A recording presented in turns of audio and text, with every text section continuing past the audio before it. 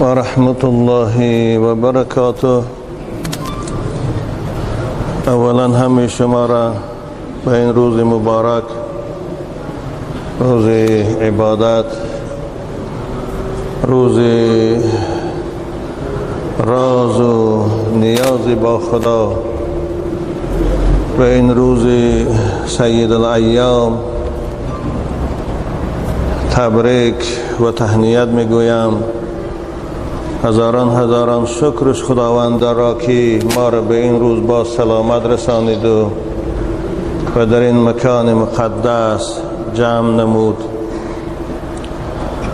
و ثانیاً از خداوند مهربان دعا میکنم برای یکایک شما و خاندان شما، اولا عمر دراز و توفیق بندگی، و ثانیاً رزق فراخ و موفقیت در کسب و در کارتان خداوند نصیب سازد.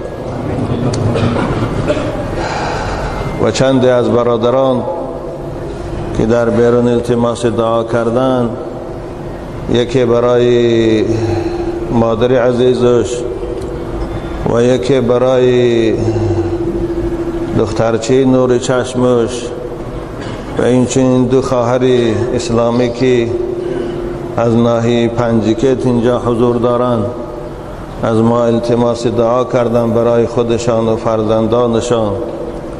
پروردگار این برادرها را و این خواهرها را بیماراشان شفای کامل نصیب سازد و فرزنداشان عمر دراز و رزق فراخ و توفیق بندگی نصیب گرداند و هر مراد و مقصود که داشته باشند خداوند به مقصودشان رساند. پروردگار محبت خود و محبت پیغمبر بزرگوار خود و محبت اسلام و عبادت در دل همه ما و شما بندگانش استوار بدارد تا روز آمدن مرد. آمین. این جمعه هم یکی از جمعه های ماه مبارک شعبان است و بعد از این باز یک جمعه دیگه هم از شعبان در اختیار ما و شماست و موضوع صحبت من با توفیق خداوند و با فتح و کشایش او امروز در فضیلت رمضان و آداب و احکام که رمضان برای ما و شما دارد و فقها در کتاب‌های فقهی بیان نمودند و میخواهم امروز موضوع صحبت خود در این باره با شما عزیزان بیان کنم تا اینکه شما و شنوندگان این نوارها، میبینم اکثر شما در دست تلفن ها دارید برای نوشتن صحبت ما. خوب کن توفیق تانتید که این نوشته ها رو برای خودتان میبرید یا برای دارای دخلدار، هر دوش هم توفیق شما دو وابسته است. اما یک چیز میگن که من از این بردن شما هم هراس ندارم، جای ترس من فقط الله است و اگر مقصدتان نوشتن و خبر دادن به اداره های دخلدار باشد، از خدا ترسید و به جان خودتان جبر نکنید. فقط همین قدر گفتنی هستم و الا من جای هراس ندارم. انشاءالله رمضان روز دوشنبه می شود، خاصه شنبه آینده یعنی یکم چیسله، باز جمعه دیگه و انشاءالله شاید شورای علما اعلان هم داشته باشند. خدا خواه نزدیکی به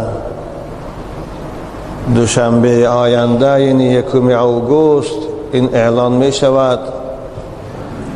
به هر حال حساب احجازده بود که حساب مشهور در جای ماست اگرچه شریعت این اعتبار هم نمیگیرد، زیرا که قرآن و حدیث ما و شما را امر کرده است به روزه گرفتن وقتی که ماه نو ببینیم. اعوذ بالله من الشیطان الرجیم. فمن شهد منکم الشهر فلیصوم. رسول بزرگوار میگویند صوموا لرؤیته، شما روزه دارید وقتی که هلال ماه مبارک رمضان ببینید. از همین سبب از همه شما خواهش میکنم، این وظیفه بندگی است. شما می توانید روز سوم ایول شب دوشنبه ماه جستجو کنید از جای آفتابشین. اگر بعد از شام یا در وقت شام ماه شما در فضا خردکک دیدید، دوشنبه انشاءالله رمضان است و همون شب شما تراویح خوانید. اگر رفت و بگاه دوشنبه ماه دیده نشد، هوا ابر باشد، هوا غبار باشد، باز هم اسلام عزیز برای ما احکام هم بیان کرده است از زبان پیغمبر بزرگوار: فإن غم علیکم فاکملوا عدة شعبان 30. رسول بزرگوار میگن اگر هوا ابر باشد، هوا غبار باشد، شما ماه دیده نتانید، شعبان 30 پر کنید. یعنی دوشنبه هم از شعبان حساب می شود، شب سه شنبه شب دوم چسله تراویح میخوانیم. خوب در شب دوم دیگر ماه بینیم نبینیم، روز سه شنبه رمضان می شود، زیرا ماه از 30 زائد نمی شود. خوب انشاءالله باز جمعه آینده شاید در این موضوع صحبت کنم. اکنون با اجازه شما و توفیق پروردگار به صحبت امروزی خود شروع میکنم و پیش از آن که به صحبت شروع کنم از همین شما التماس میکنم که یک جای دعا کنید خداوند مولا محمود جان سلامت از سفرشان باز گرداند و باز این منبر به ایشان تیم با شما صحبت کنند. آمین یا رب العالمین. الحمد لله رب العالمين والصلاة والسلام على أشرف الأنبياء والمرسلين وعلى آله وأصحابه أجمعين. اللهم يا ولي الإسلام والمسلمين ثبتنا على الإسلام حتى نلقاك. اللهم اغفر للمؤمنين والمؤمنات والمسلمين والمسلمات الأحياء منهم والأموات. أعوذ بالله من الشيطان الرجيم. شهر رمضان الذي أنزل فيه القرآن هدى للناس وبينات من الهدى والفرقان. فمن شهد منكم الشهر فليصمه ومن كان مريضا أو على سفر فعدة من أيام أخر يريد الله بكم اليسر ولا يريد بكم العسر ولتكملوا العدة ولتكبروا الله على ما هداكم ولعلكم تشكرون. این آیه مبارکه برای ما و شما نوید قرآنی است، نسیم فارم الهی است. فرا رسیدن رمضان و این ماه نزول قرآن و این ماه بهار قرآن خبر می دهد.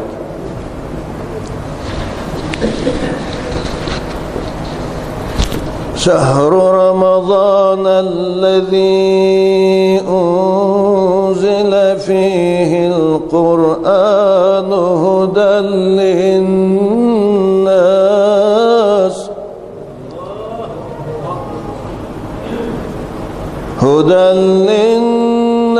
وبينات من الهدى والفرقان فمن شهد منكم الشهر فليصمه ومن كان مريضا أو على سفر فعدة من أيام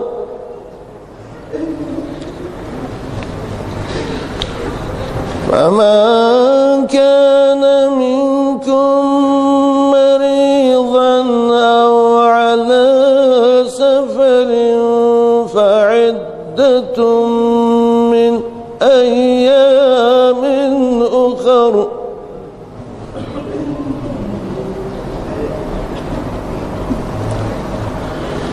يريد الله بكم اليسر ولا يريد بكم العسر ولتكملوا العدة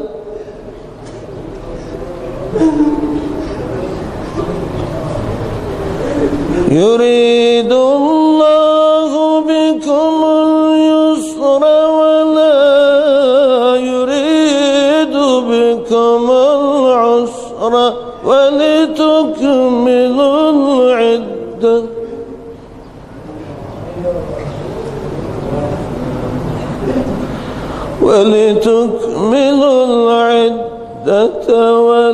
ولتكبروا الله على ما هداكم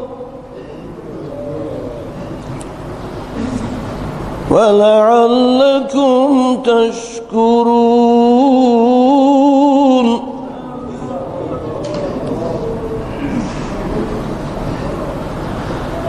وإذا سألك عبادي عني فإني قريب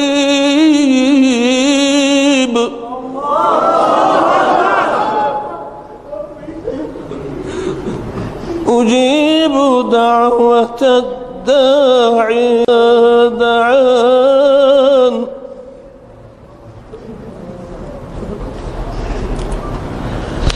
أجيب دعوة الداعي إذا دعان فليستجيبوا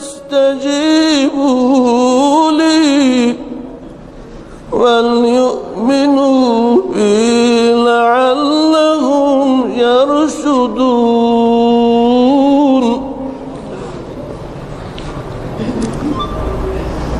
صدق الله العظيم.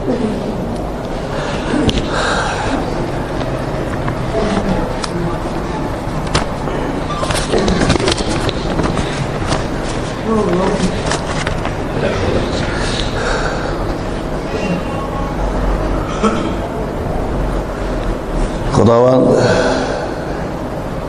در این آیه مبارکه به بندگان خود فضیلت و بزرگی این ماه مبارک رمضان را بیان میکند و در آخر مهربانی و لطف خدا برای بندگانش که در این گرما و در این روزهای طولانی از سبب بیماری ها و از سبب مسافرت ها روزه گرفتن میتانند رخصت افطار هم میدهد. زیرا خداوند هیچگاه به بندگانش سختی را نمی خواهد، دشواری را نمی خواهد و همیشه آسانی و راحت را برای بندگانش خواهان است. ماه رمضان ماهی است که فرستاده شد در او قرآن. وقتی که کلمه ماه که فارسی است، عربی او شهر است، این رد عقیده کسانی بود که شاید 70 سال 80 سال با تبلیغات زهراگین خود فکرهای شما عزیزان و شاید هم امروز این تو کجدمهای زیر بوریا به صورت انسان، به صورت معلم و به صورت پیداگاگ در جامعه باشد، به صورت روزنامه نگار، فکر شما را عاید رمضان ویران کنند. من خود که مکتب میانه خواندگی هستم، معلم های داشتیم. من با گوش خود شنیدم این منبر رسول خداست، به اون معلم ها دروغ نمی بندم. اونها برای ما استاد بودند، آخر که با خوب شدن، خدا رحمتشان کنه، نمازخوان شدن و مسجدی شدن و باز نماز جنازه خطی به قبرستان رفتن.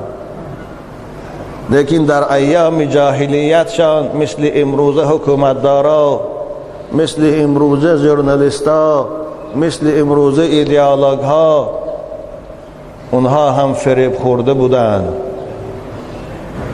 برای تمسخر ما روحانی‌ها می گفتند که رمضان 3 روز است و ملاها و ایشانها اون 3 روز گم کردند، بنابر مردم تا 1 ماه روزه گرفتن امر کردند. این تو شاید شما هم شنیدگی باشید، چرا این سخن در زبان هر کدام حکومتدارای اون زمان بود، ایدئولوگ های اون زمان بود. خدا نکنه ماه روزه که می آمد، گزیته ها و خارپشتک ها چه رسم های را در تحقیر روزه و روزدارا به شماها پخش می کردن. خدا جزاشان تیاد. انشاءالله که اونها جزاشان دیدن، اونها از جامعه شرمندوار دفع شدند، اما مع الاسف حال اونها به اینهاش امروزهاش عبرت نشد. چرا کردی دو چشم عبرتت کور، کشاده می نماید لیک بی نور. چرا عبرت ز پیشینان نگیری، و زندانی جهالت تش نمیری. خداوند به خاطر رد ان همون آدم ها آغاز آیه را به کلمه شهر شروع کرد. شهر رمضان الذی، ماه مبارک رمضان، ماهی است که فرستاده شد در او قرآن. قرآن چه کتاب است؟ بارها صحبت در این موضوع شده بود.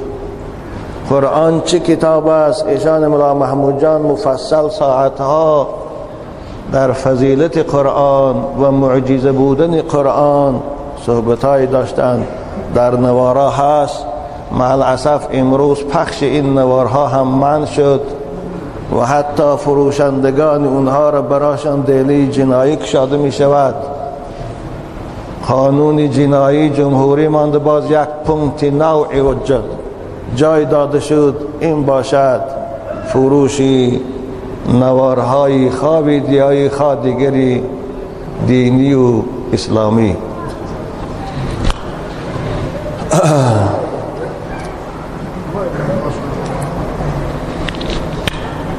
قرآن کتاب انسان ساز است، هدی للناس. قرآن کتاب راه نشان دهنده است، مردم به خدا راهنمایی میکند، مردم به راه سعادت و خوشبختی راهنمایی میکند، مردم از راههای هلاکت و ضلالت نگاه می‌دارد. بنابر خدا در اینجا چه گفت؟ هدی للناس. و بینات من الهدى والفرقان. قرآن کتاب است که آیاتش روشن است، احکامش روشن است، هر چیزی که میگوید حق میگوید، هر چیزی که میگوید برای سعادت بشر میگوید. این کتاب فرق کننده بین حق و باطل است. این کتاب جدا کننده بین حرام و حلال است. این کتاب جدا کننده بین بدبختی و نیکبختی است. کسی با این قرآن پیروی میکند به خدا میرسد، به سعادت میرسد، به خوشبختی دنیا و آخرت نائل میگردد.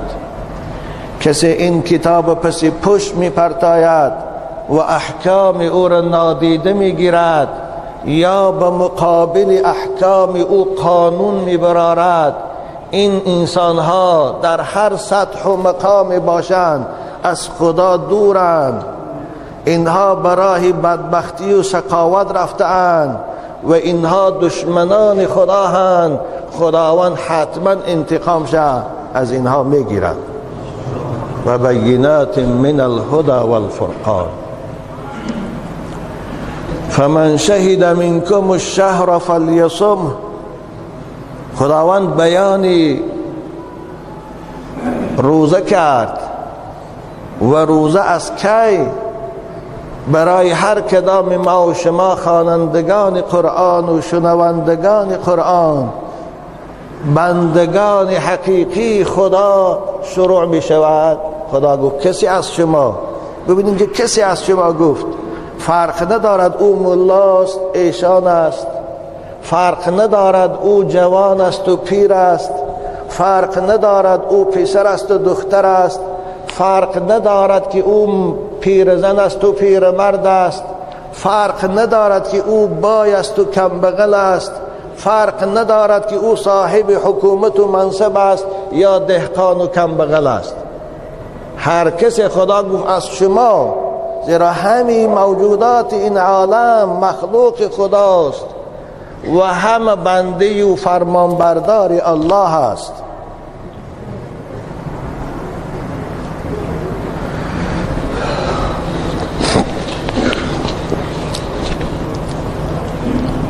فمن شهد منکم الشهر، بس هر کدام از شما ماهی نو را در شب اول رمضان دید، خدا چه گفت؟ فلیصم، باید روزه دارد. این صیغه فلیصم امر است، امر بالام، امر غائب بالام معلوم است. خداوند به ما و شما به واسطه این صیغه از هر کدام ما فاعلها، روزدارها، روزگیرها، سپارش روزه گرفتن کرد. هر کسی که اقرار داره بنده خداست باید فرمان پروردگارش اجرا کند، باید در کدام سطح و مقام نباشد. زیرا این پاست و منصب ها، این ثروت و بایگری ها، این انسان هایی که صاحب اونهاست در پیشگاه خدا قدر ندارند. همه اونها برابر بنده خدا هستند، همه اونها محتاج به رحمت خدا هستند.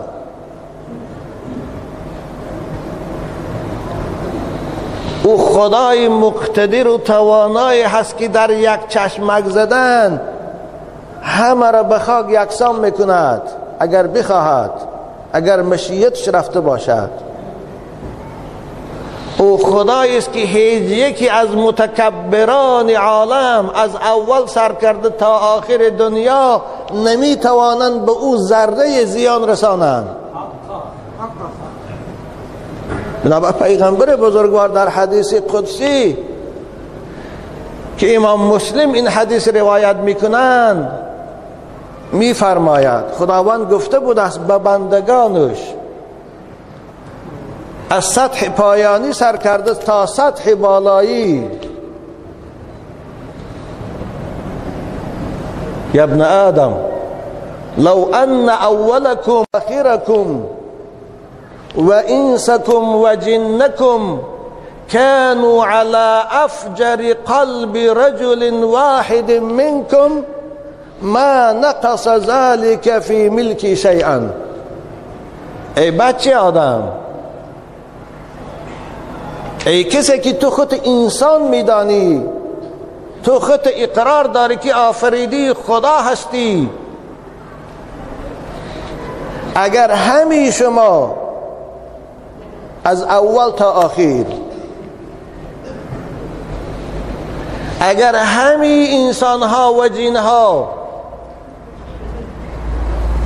پسترین و بدبخترین و شقیترین انسان روی زمین شوند هم، مثل که فرعون انا ربکم الاعلا گفت، مثل که کارل مارکس انکار خدا کرد، خدا وجود ندارد گفت، همه اگر مارکسیست شود، مثل که حزب کمونیست میخواست همه را به خدا کند، الحمدلله تیرش پوچ شد، خاک خورد، کسی را هم نتانست به خدا کند مگر کسی را که خداوند بدبخت آفریده بودش.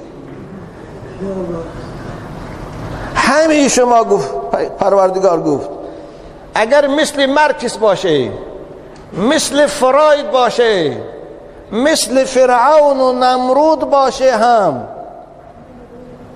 شما به من زیان رسانده نمیتوانید، من از شما زیانی هم نمیبینم، بلکه خودتان جبر میکنید، زیان میکنید. نه، این فرمان ان همون خداست. کسی هم روزه میگیرد به خدا فایده نیست، کسی هم روزه میخورد به خدا زیان نیست، لیکن روزدارها بندگان فرمانبردار خدا هستند، خدا فرمانبردار فردا مکافات نیک میدهد. روزخورها قانون شکنان حکومت خداوندی هستند، مثل امروز قانون شکنان رو میدانی جزاشان چیست؟ روزخورها در هر سطح و مقام باشند قانون شکنان خداوند هستند، خداوند قانون شکنهاش حتما سخت‌ترین جزا میدهد. انا من المجرمین منتقمون. بنابراین خدا چه گفت؟ فلیصم، باید روزه دارند. عزیزان من، شما وظیفه دار است خاندان خدا، بچه و دخترای خدا، دخترچه ها را از 9 ساله بالا، پسرچه ها را از 12 ساله بالا امر به روزه کنید. شما پدرها وظیفه دار هستید. خداوند شما را از این فرزندان دادگیش فردا میپرسد که فرمان منو به جا آوردن، روزه گرفتن. یا شما عزیزان منتظر هستید سالهای نفقه برایی را، منتظر هستید که نفقه برآمدم، موی سفید شدم و سانی جیلک میپوشم و بعد مسجد میروم، از آن روز سرکرده بر روزه میگیرم، از آن وقت سرکرده بعد توبه میکنم، خدا توبه بخش است، توبه را قبول میکند، میبخشد. اگر هم تو گمان کنه، بازم به شما میگم که این گمان خطاست، این خیال خطاست. همین هفته من 3 جنازه، یکی جنازه جوان 14 ساله خواندم، یکی جنازه جوان 18 ساله خواندم، یکی 23 ساله. همین هفته توبه را فردا گذاری، عمر فردا را که دید.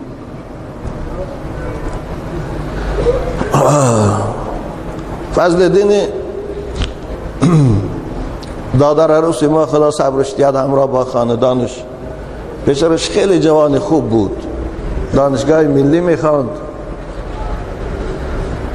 امسال امتحانای سالانش باباهای اعلی همش سپارید. چگونه من استاداش در جنازه بودن، گفتند همراه با همکرسای خود برای خاطر شرکت کردن در توی یکی از همکرساشان میرن کلخازآباد، نماز جمعه را در کدام مسجد میخوانند، هر پنجش. الحمدلله که امروز در دانشگاه های ملی با وجود فشار و تعقیب حکومت دارا باز جوانای ما نماز میخوانند. خداوند موفقیت نصیبشان کند.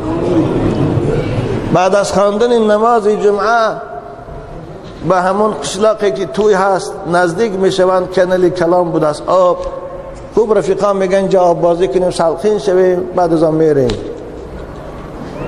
22 سال جوان آب بازی میکنن. این 4 نفر از آب زنده میبرد سلامت، او 1 نفر دادر عروس ما میرد زیر آب. 4 روز پس مردش یافتند. ببینه جوانای عزیز، و هم مثل شما بارین، مثل همون روز خورا بارین. الحمدلله که او روزدار بود، او از خرسالیش پایبندش احکام شریعت بود، او شهید شدگی است. او هیچ خیالش نبود که وی میمرد، او هیچ خیالش نبود که از اونجا جسدی در زیر آب 4 روز برام کردش میبیارند. او خیال نداشت که میره و دو از اونجا خبری مرگی فاجعه ناکی او رو پدر و مادر شنیده اشک میرزن. این خیالش نبود. مثل هر کدامی من شما باری. من این سخنه برای بیدار شدن شما جوانان میگویم، برای بیدار شدن روزخورهای بی نصیبه میگویم. از اوس مردش آوردن. جناب رسول اکرم چه گفتن؟ هلک المصوفون، هلاک شدن کسانی که فردا و پس فردا میگویند. فردا را توبه را فردا گذاری، عمر فردا را که دید. جناب خدا چی گفت؟ روزه دارید.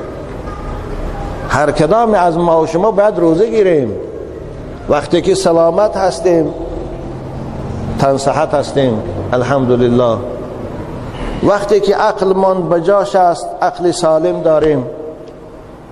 وقتی که در خانه مقیم هستیم، وقتی که کارهای وزنینی طاقت فرسان نمی کنیم، ما باید روزه داریم. ما باید فرمان خدا را اجرا کنیم. ما باید در پیشگاه خدا از جمله بندگان مطیع و فرمانبردار باشیم که خداوند از ما مباهات کند، افتخار کند بر ملائکه هاش.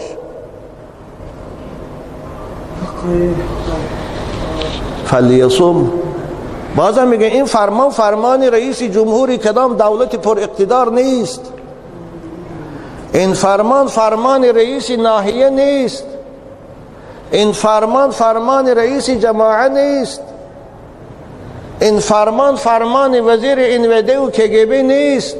این فرمان خالق آسمان و زمین است. همون خالقی که شب گذشته اندک زمین لرزاند، از خانه هاتان دهشت زده بیرون برآمده. همون خدا را فرمانش است. خوب میخواهی طاقت غضب این خدا داشته باشی، روزه تخور.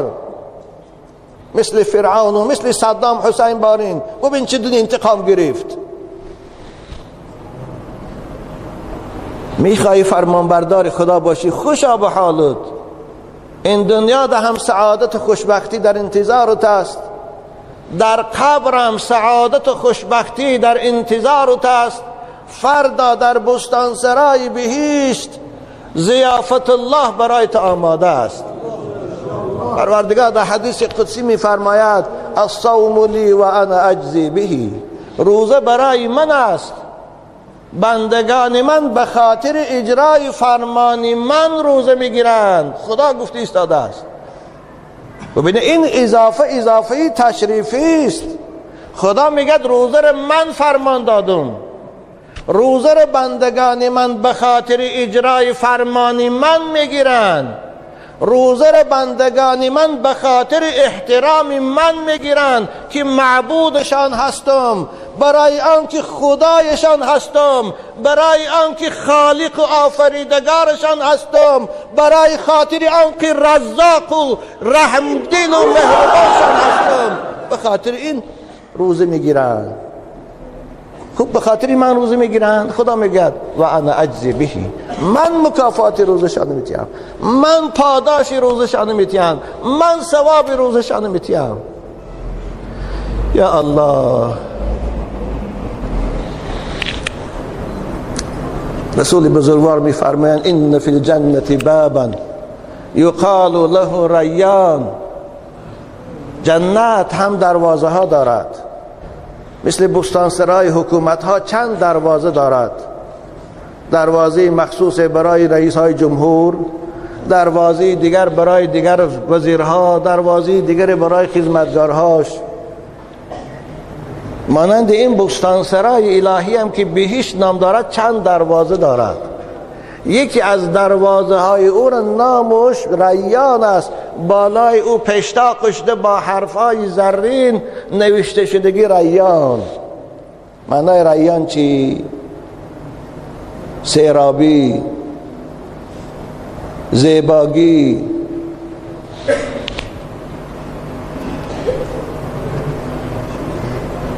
از این دروازه که می‌دارد رسول بزرگوار فرمودند وقتی که روز قیامت شود و انشاءالله هیچ کدام شما در آمدن قیامت شکی ندارید،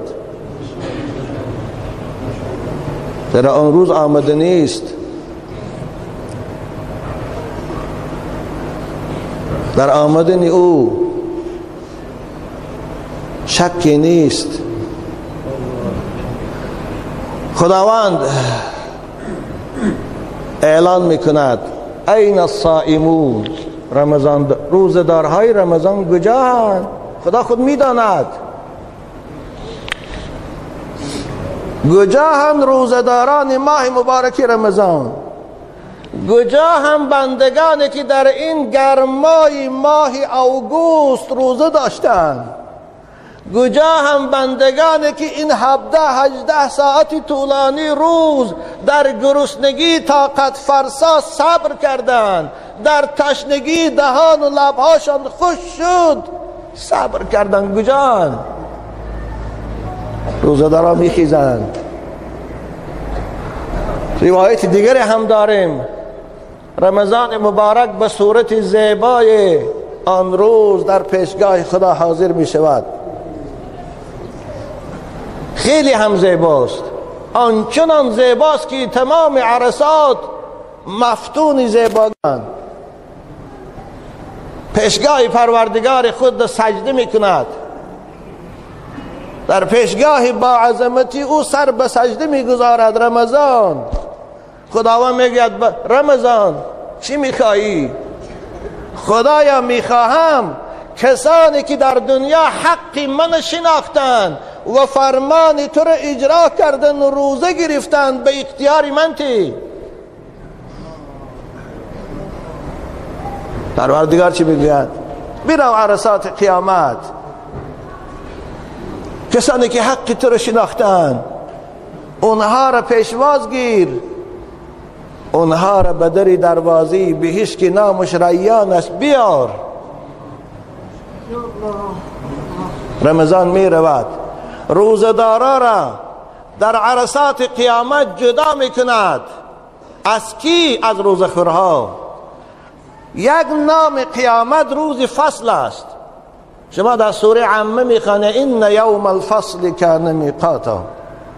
شما در سوره یاسین میخوانه وامتاز الیوم ایها المجرمون.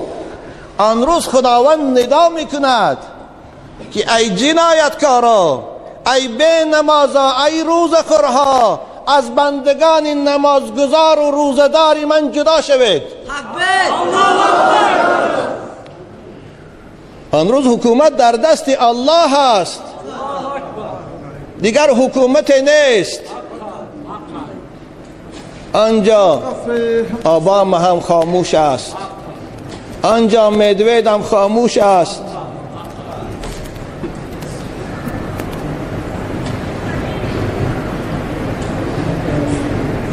وامتاز اليوم ایها المجرمون. رمضان روزدارا را میگیرد، میبرد در دروازه بهشت که نامش ریان است که مخصوص برای روزدار است. اینو پیغمبر بزرگ در حدیث صحیح میفرمایند: ان فی الجنة بابا یقال له الریان اذا كان يوم القيامة يقال أين الصائمون فإذا دخل آخرهم اغلق ذلك الباب. وقتی که این دروازه که روزدارها در آمدن گرفتن این دروازه بسته می شود و آنجا خداوند روزداراش بعد ضیافت میکند. ضیافت چه ضیافت شاهانه، مثل ضیافت شاهانه امروز حکومتداران نه که حکومتدارا ضیافت میکنن، بعضیش کسلی قندن خورده نمیتونن، بعضیش فشار دارن خورده نمیتونن، بعضی زخم معده دارن خورده نمیتونن. اما اونجا شما تناول میکنید، اونجا معده در هضم کردن مشکلی ندارد. خوب انشاءالله در این باب صحبتای پیشتر هم کرده بودم. این دروازه مخصوص روزدار هاست. از این دروازه روزدار ها می درآیند. رسول اکرم صلی الله علیه وسلم کسانی که امروز به این امر خداوندی فلیصمه عمل کردند، آنجا در بستان سرای بهشت از این دروازه می درآیند، راحت میکنند. خدا مهربان است. گفتن در آغاز آیات کسانی که طاقت روزه گرفتن ندارند از سبب بیماری، خداوند بیماران را شفا دهد، خصوصا بیماران عاشقان مدرسه محمدی را و بیماران امت اسلام در هر گوشه و کنار، چه در زندان ها باشند چه در مسافرت ها باشند. دیروز کاغذ عزیزان من به دست من رسید، 42 نفر جوان تاجیک برادران اسلامی ما و شما در زندان یکی از شهرهای ایرکوتسک بودیم. ماه الحمدلله که ما نماز جمعه هم میخوانیم در زندان محبس و نمازهای 5 وقته ما هم میخوانیم. خوب چی گناهی کردین؟ البته انسان به کم بودی و به خطا نیست، اما اونها رو سوالشون از من این بود که حضرت ایشان غذایی که برای ما آماده میکنن گوشت خوک است، غیر از این دیگر ما ده کسی فریاد رس آنجا نیست، خیش و تبارها ما نیست، ما غریب هستیم. خوب برادرایی که یگان چی هم یاردم میکنن خیلی کم است. رمضان مبارک اکنون شروع میشود، آیا ما با همون غذایی که از گوشت خوک آماده میکنن، البته گوشت نمیخوریم، آبش خوریم، روزه گیریم، درست است یا نه؟ ما با همون غذا افطار کنیم یا نه؟ سوالشان این بود. بنابر من از این منبر رسول اکرم به جوان مردای عالی همتی که از تاجیکستان در شهر ایرکوتسک هستند، جوانای عزیز، به شما من خطاب دارم. انشاءالله من التماس کردم شاید سراغ این محبس جمعه آینده برای من بیارن. از همه شما التماس میکنم که ماه مبارک رمضان ماه خیر و احسان است. شما جوان مردی کنید، زکات های خود جمع کنید. در این محبس هایی که جوانای تاجیک هستند، برادرای شما هستند، ماه مبارک رمضان دیاردم کنید تا اونها روزه را با غذای حلال شما روزه گیرند. انشاءالله بهترین ثواب برای شما خدا میتید، بهترین اجر خدا برای شما میتید. خداوند باور کنید در کسب و کار شما، تجارتاتان خدا برکت میتید. نه اینکه برادرانی در ایرکوتسک بودگیدن و در هر زین محبس هایی که در شهر روسیه هستند یا در تاجیکستان ما هستند، البته شرایط زندگی برایشان دشوارتر بودگیست، اونها را در ماه رمضان یاردم کنن، خیلی ثواب میگیرن. دادرای عزیز، همونها را شما از خوردنی غذای حرام در این ماه مبارک خلاص کنید. خداوند شما را از دوزخ خلاص میکنه. من این کتاب به برادرای تاجیکی که در ایرکوتسک هستن به اونها کردم. بنابر خداوند چی میگوید؟ کسی از شما بیمار است، مریضن، او علی سفر، یا مسافر است. چی مریض میتواند، چی بیمار میتواند روزش خورد؟ عزیزان من، بیماری که مثل فشار بلند، مثل قند که به آب ایستاده نمیتواند، مثل زخم معده، یا مثل زنهایی که حامله دار هستند، ماهی 8 و 9 شان هست، اونم حکم بیمار دارند، یا مثل خواهرای مسلمانی که فرزند تولد کردند، فرزندان شیرخواره دارند که از پستان مادر شیر میخورند، اگر روزه بگیرند در شیر اونها زیان میشود. خدا به این تو بیمارها رخصت داده است روزشان خورند. فعدت من ایام اخر، روزشان خورند. وقتی روزهای کوتاهی سال ماه دکبر و ینور و فوریه می شود، خداوند برایشان بهبودی و سلامتی عطا کند، شفا یابند، روزشان 1 ماه قضاییش میگیرند. اینه برای 1 ماه قضایی میگیرند. اینها فدیه نمیتیان. اما بیمارهایی هستند که بهبودی برایشان امکانیت ندارد، صحت شدن برایشان امکانیت ندارد، خداوند شفات یاد این بیمارا رو بازم میگویم. همیشه احتیاجی به دارو دارند، همیشه احتیاجی به استفاده قرص ها دارند، همیشه احتیاجی به استفاده آب دارند.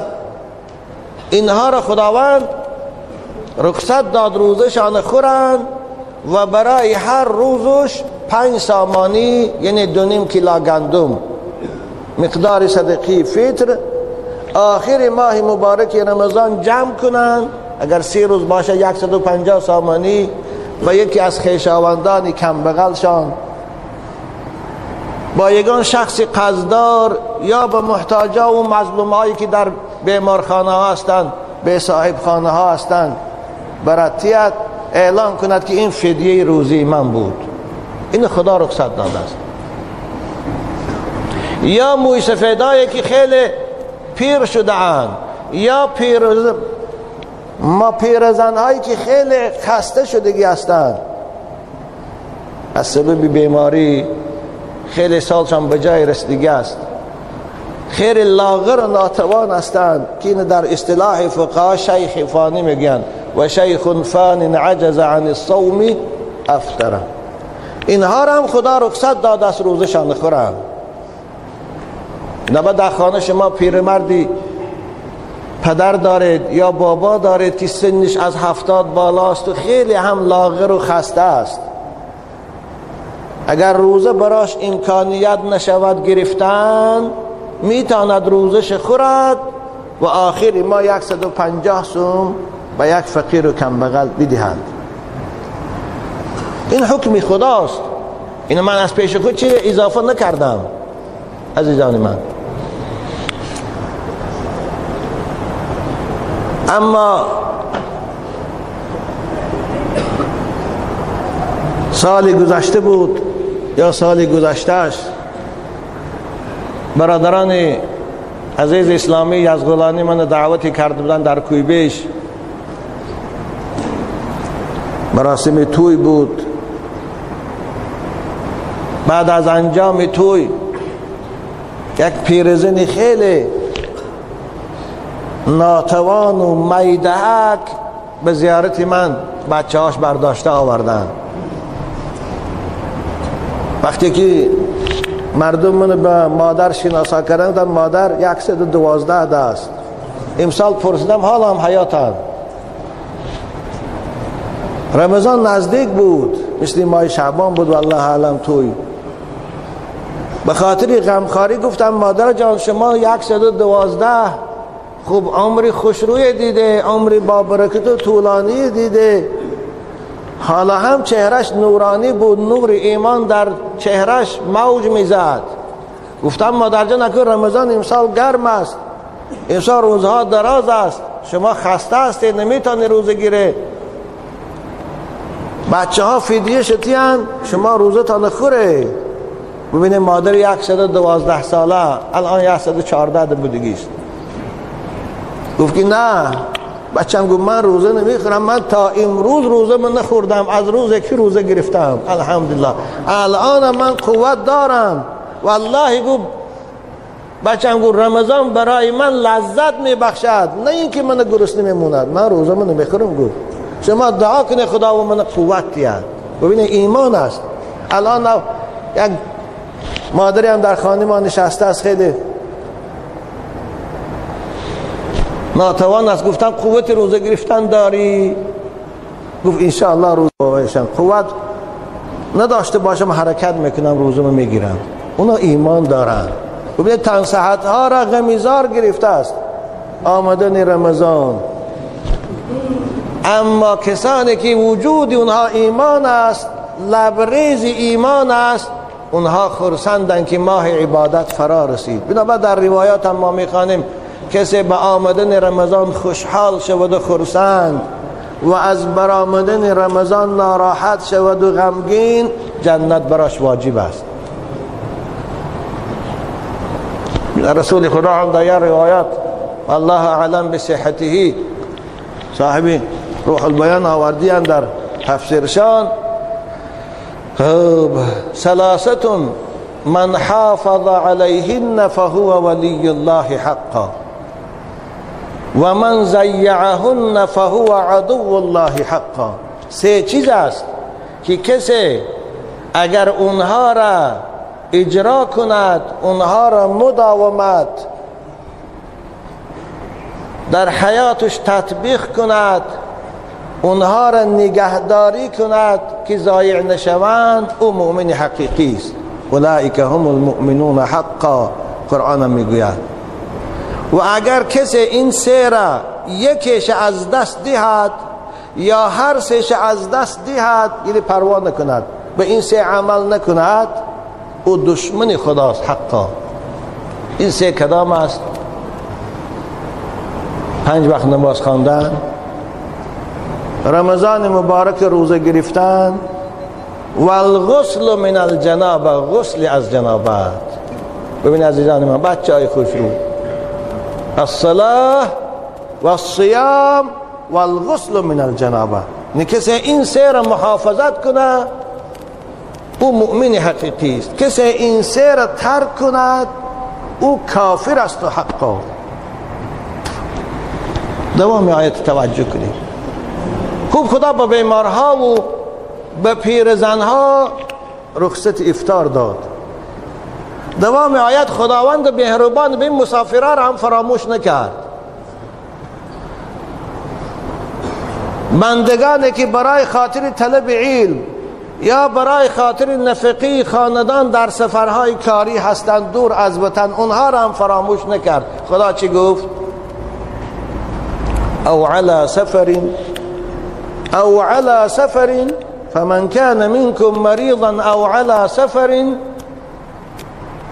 کسی از شما مسافر است، دور از خانه و در و از وطن است، شرایط براش خوب نیست، کاری میکردگیشان خیلی کاری وزنین است، روزه گرفتن براشان خطر دارد که یا مثلا در کار معین میشوند، یا کسلی میشوند، یا صاحب کارخانه از کار پیششان میکند، دیگر جای کار نمییابند. خدا اینها هم روزشان خورند.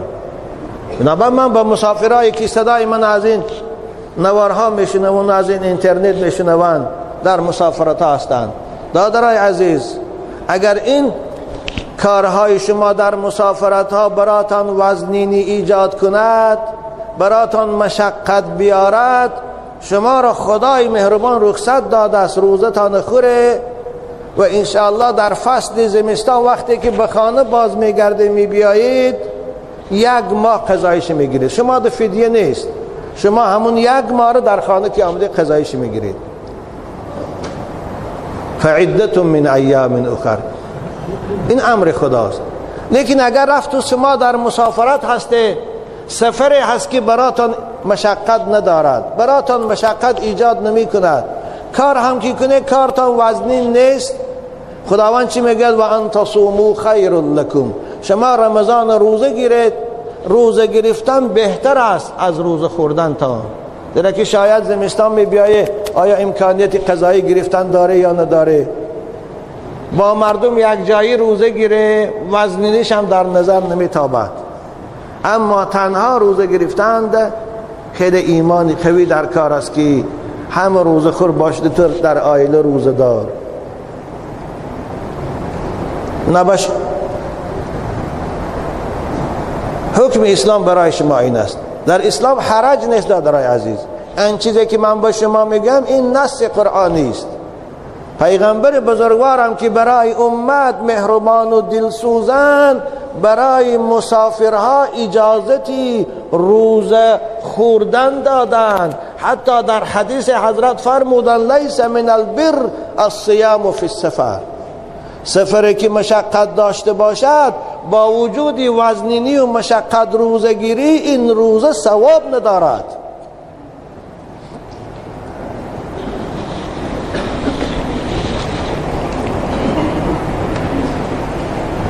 فمن كان منكم مريضا او على سفر فعدة من ایام اخر.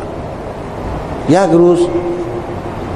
روز میگیرید، یک ماه خورده باشید یک ماه میگیرید.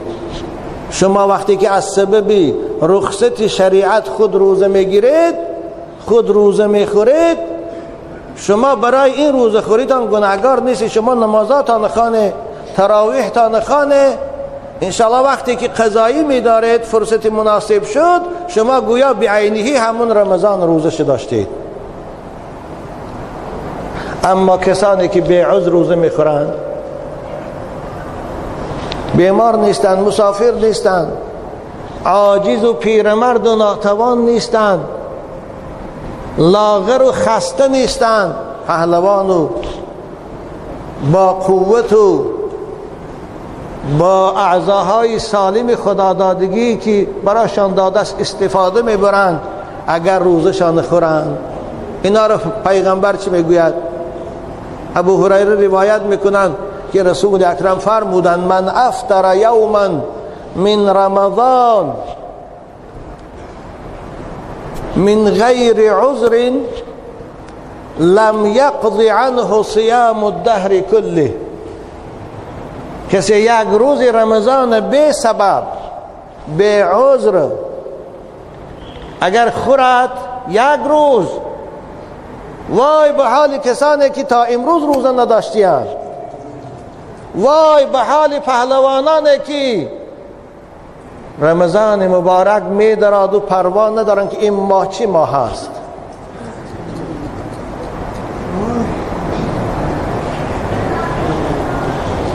غفلت اونها را فرا گرفته است.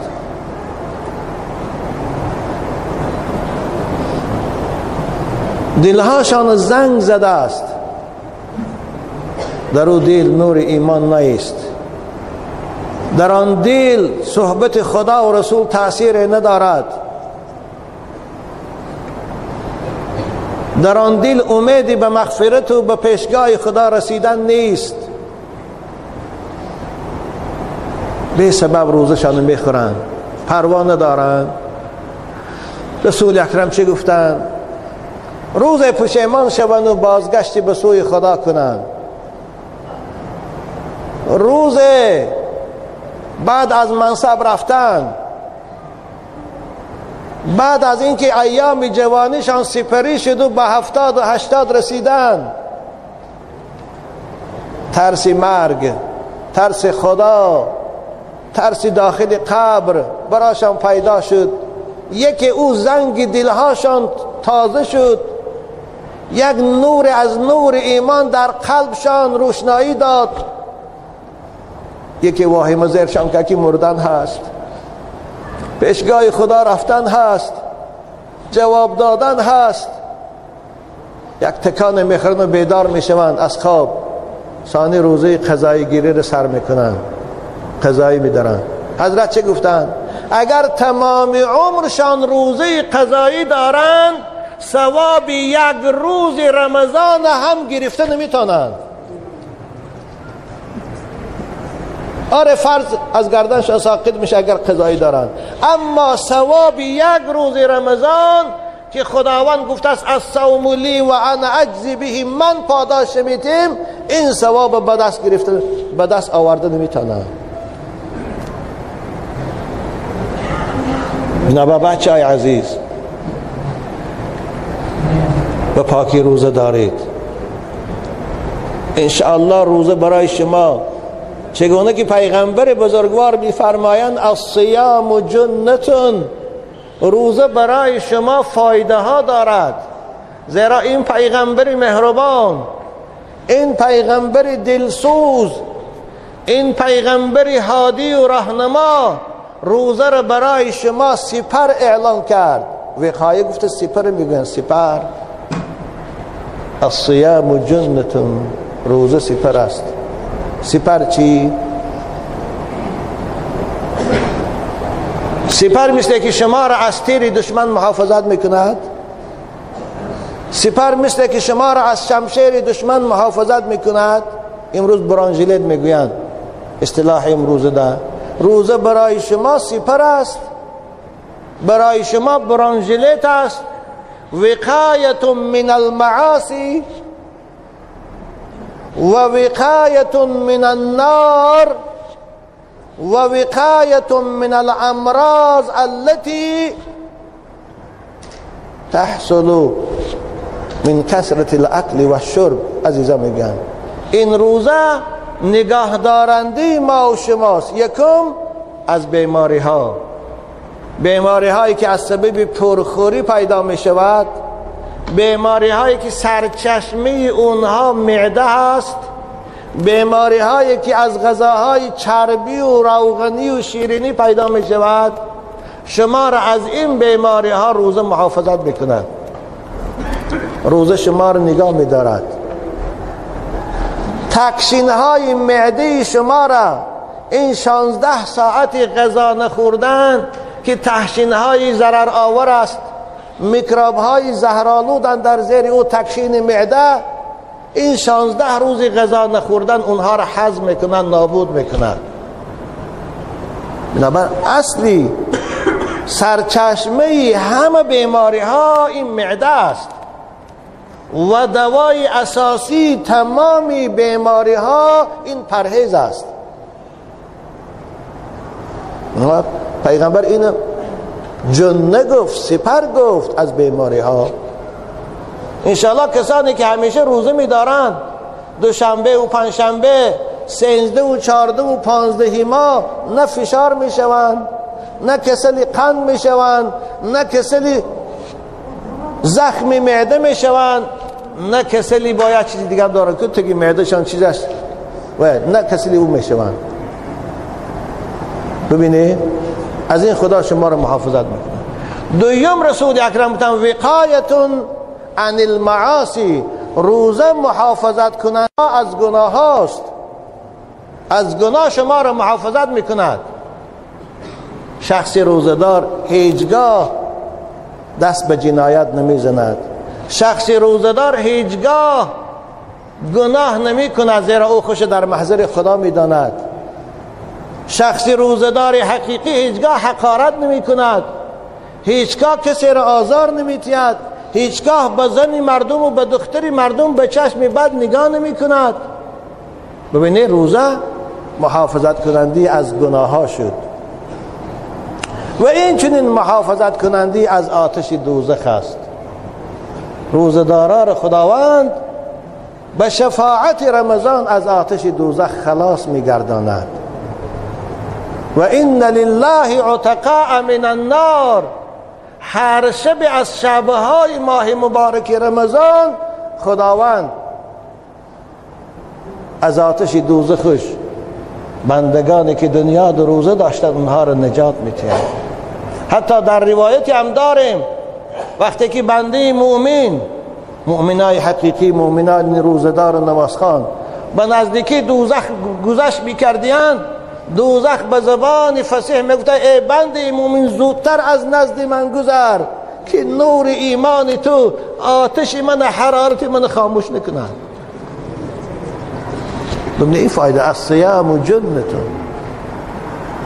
روزه سپر است، شما را از گناه نگاه می‌دارد، شما را از دوزخ نگاه می‌دارد، شما را از بیماری ها نگاه می‌دارد. اقربی که ساعتم از یک گذشته ایستاده است، برای من خطاب دارد که وقت به پایان رسید و صحبت ادامه دارد. شاید بندگان خدا ملال و خسته شده باشم باز ایستید. من در اینجا صحبت خود به پایان میرسانم و آخر دعوانا ان الحمد لله رب العالمین. اینجا چند سوال هم آیدی رمضان مبارک بچه ها روان کردن، چگونه وعده کردم جواب میتیم و بعد از آن خدا خواه.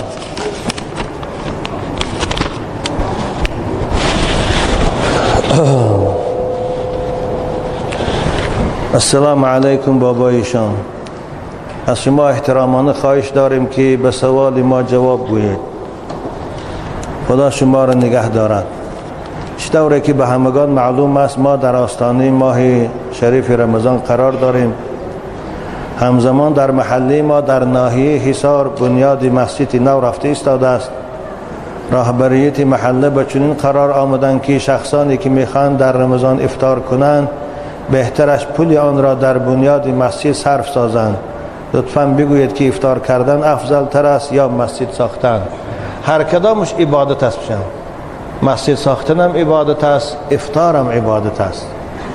اگر رفت و مسجد شما احتیاجی به همون مبلغ داشته باشد، غیری و دیگر مبلغی نداشته باشید، شما میتونید همون مبلغ در ساختمان مسجد صرف کنید و افطاری که میخواهید برای روزدارها کنید این است که یک پشک خرما گیرید، مسجد بیایید، وقتی که شام از آن گفتند شما تقسیم کنید در صفا دو دانه خرما، همین هم ثواب افطار دارد. لیکن اگر رفت و امکانیت داشته باشه هم مسجد یاردم کنه، ثواب مسجد سازی که رسیدن به قصرهای عالی بهشت است براتون حاصل بشود، هم افطار کنید، ثواب افطار هم برای خودتان حاصل کنید. که رسول اکرم میگه من افطر صائما، کسی رمضان مبارک ده شخص روزدار را افطار کنانه یا اونها را سیر کنانه، خداوند او را گناهاش میگذره، از آتش دوزخ خلاصش میکنه. هر دوش هم خوب است. در آخر اهل محله از شما خواهش کردند که در حق ما دعا گویید تا بنیاد مسجد ما تیزتر بود شود. خداوند شما را و مردم همون محله را و همه کسانی که در ساختمان و در تعمیر این مسجد حصه گذاشتند، خداوند اولا عمر با برکت تنی صحت، ثانیا خاندانشان خداوند از آفتان نگه دار و رزقاشان فراخ کن. از ثواب مسجد سازی که پیغمبر بزرگوار من بنا لله مسجدا بنا الله له بیتا فی الجنه فرمودند، ایشان با نصیب گردان. آمین. حضرت استاد بچه هایی که وینیان در مکتب های وینی میخوانند تا روز 20 سالگی استقلالیت هر روز از ساعت 4 بیگاه تا 6 بیگاه مشقی پرتگذاری میکنن. چی کار کنن در رمضان؟ خوب اگر رفت و از مشق وزبین باشد سبب آزار میافتنشان شده باشد و اگر رفت و روزه شرکت نکنن، راهبریتی حربی اونها را آزار میدادگی باشد، میتونن روزشان خورن و ثانی در وقت دیگر قضایش دارن حتما.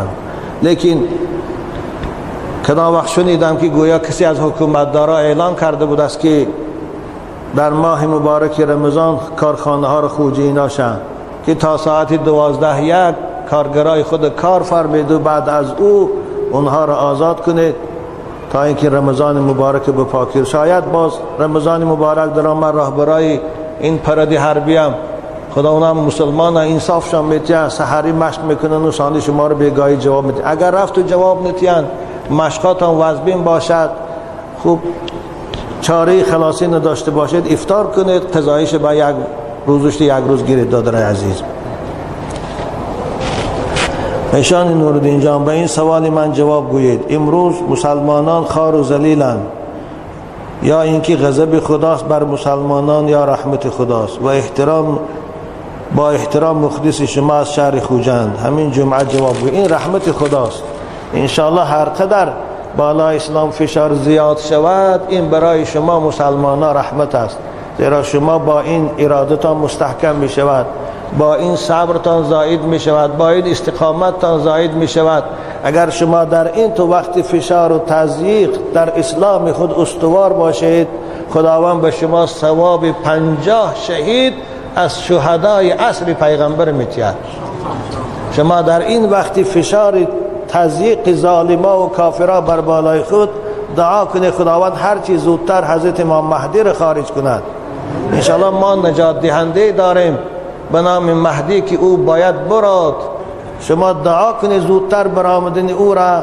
انشاءالله این زمینی پرفساد و ظلم او با عدل و داد پر میکند. حاکمیت قرآن و خدا می شود. حالا شما مهدی رو نمیدونه کیست؟ میدونه کیست؟ معلاسف نمیدونه.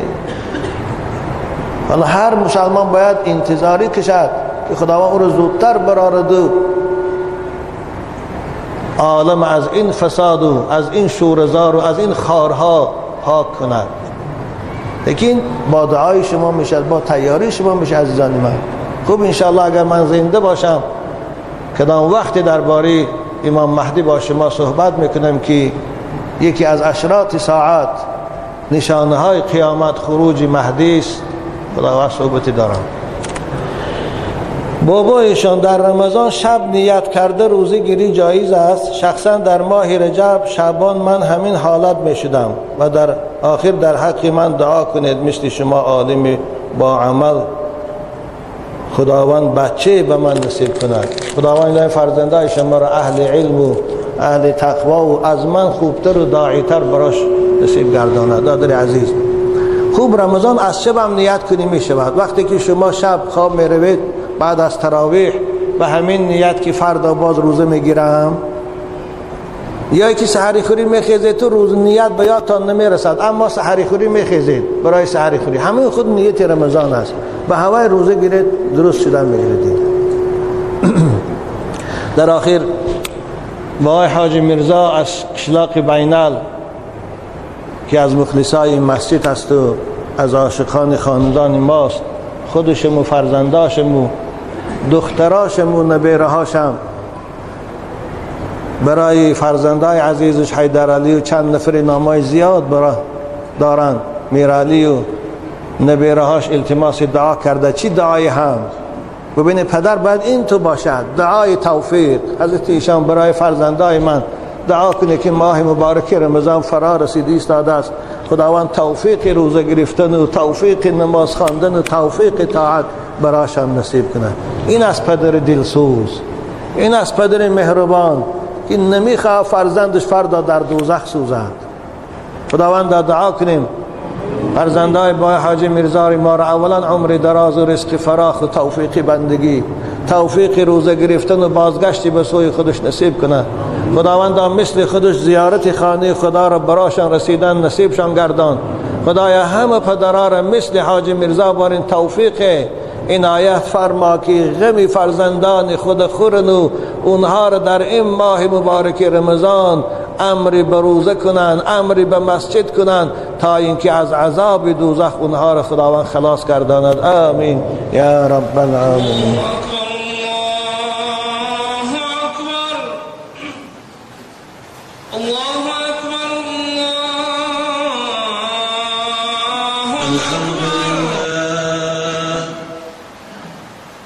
الحمد لله الذي شرف يوم الجمعة على سائر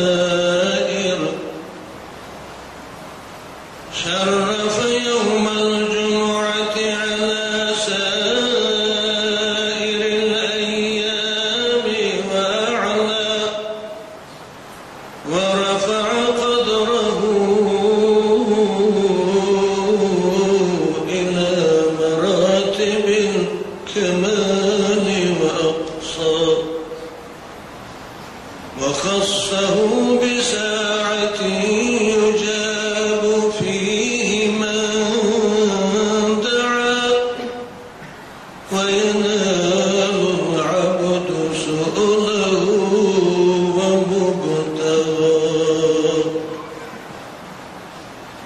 وأشهد أن لا إله إلا الله وحده لا شريك له رافع السماوات العلى وأشهد أن سيدنا وعظيمنا وحبيبنا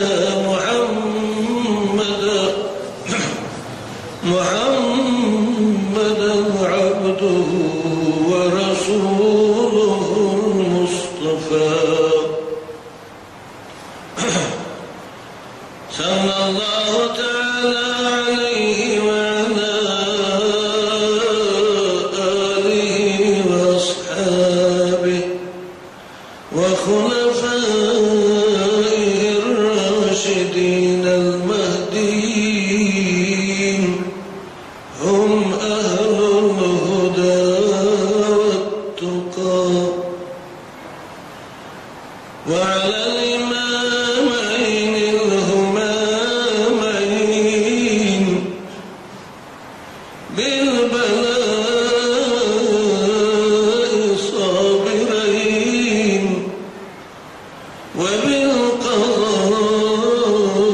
وبالقضاء راضيين هما سيدا شبان أهل الجنة في الجنة أبو محمد الحسن وأبو عبد الله